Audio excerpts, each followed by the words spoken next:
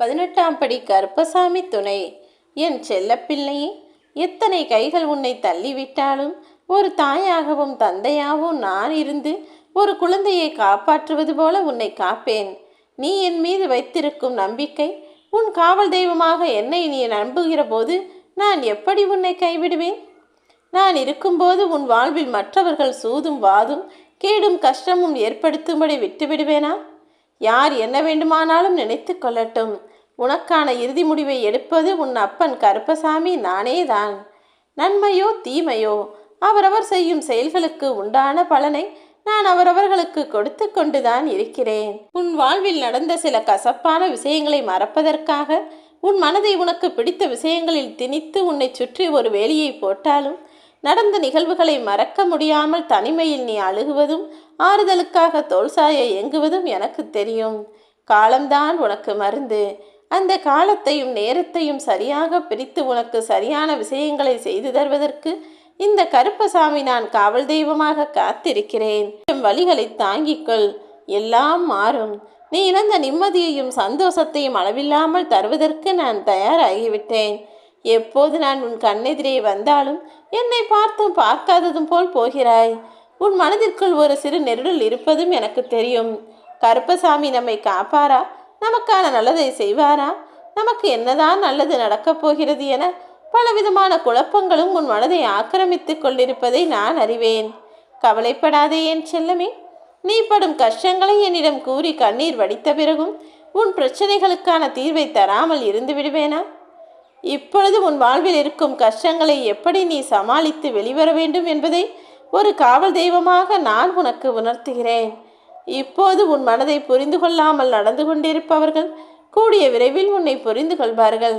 நீ தாங்கிக் கொண்ட துன்பங்கள் அனைத்தும் உன் கர்ம வினையை கரைத்து காணாமல் போகச் செய்யும். விதி என்று நீ எதையும் விட்டுவிடாதே என் செல்லமே. நீ என்னிடம் தொடர்ந்து கேட்டினால் உன் வாழ்க்கைக்கான விதிவிலக்கை நான் உருவாக்குவேன். எல்லா பிரச்சனைகளும் எல்லா விஷயங்களும் என் திருவடிப்பட்டு உன் தலையெழுத்தை மாற்றக்கூடியதாக அமையும்.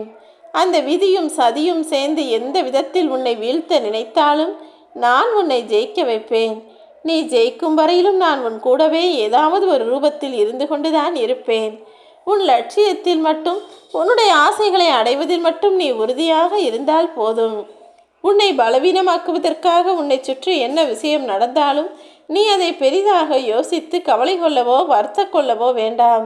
அதிலிருந்து நான் உன்னை காப்பாற்றுவேன் என என் மீது நம்பிக்கையோடு நீ உறுதியாக இருந்தால் போதும். நான் உனக்கு உற்ற துணையாக எப்போதும் இருப்பேன். உன் வாழ்க்கையை நீ ஆனந்தமாய் அனுபவிக்கக்கூடிய காலம் விரைவில் வரப்போகிறது. நீயும் உன் குடும்பமும் மட்டுமல்ல, 7 தலைமுறையும் சந்தோஷமாக வாழ்வதற்கு உனக்கும் உன் குடும்பத்திற்கும் பாதுகாவல் தெய்வமாக நானே இருக்கப் போகிறேன். உன் கஷ்டத்தை எல்லாம் தாங்கி உனக்கான இஷ்டப்படி உன் வாழ்க்கையை நீ வாழலாம்.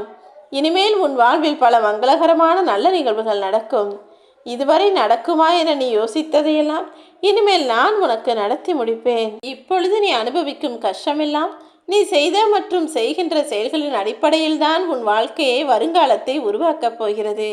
இப்போது உனது செயல்களை நீ கவனத்தோடும் சரியாகவும் சிறப்பாகவும் செய்தால் உனது எண்ணத்திற்கும் செயல்களுக்கும் ஏற்ற வாழ்க்கை இனி வரும் காலங்களில் நீ பெறுவாய்.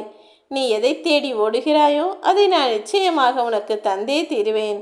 நீ மனம் தளர வேண்டாம். எப்போதும் உன் பின்னால் நான் இருப்பேன். இடைவிடாமல் என்னையே நினைத்து கொண்டிருக்கும் உன்னை யாரும் தொட முடியாத உயரத்தில் தூக்கி உட்கார வைப்பேன். என் அருளும் ஆசியும் எப்போதும் உனக்கு இருக்கிறது. உனக்காக இங்கு யாருமே இல்லை என நினைக்க வேண்டாம். உன்னை சுற்றி இருக்கும் எல்லாரும் உனக்கு எதிராகவே இருக்கிறார்களோ என்றும் யோசிக்க வேண்டாம். உனக்கும் உன் வார்த்தைகளுக்கும் யார் மதிப்பு தருகிறார்களோ இல்லையோ, உன் எண்ணம் போலவே நீ ஆசைப்பட்டது போலவே உனக்கான வாழ்க்கையை இந்த கருப்பசாமி நான் உனக்காக அமைத்து தரப்போகிறேன்.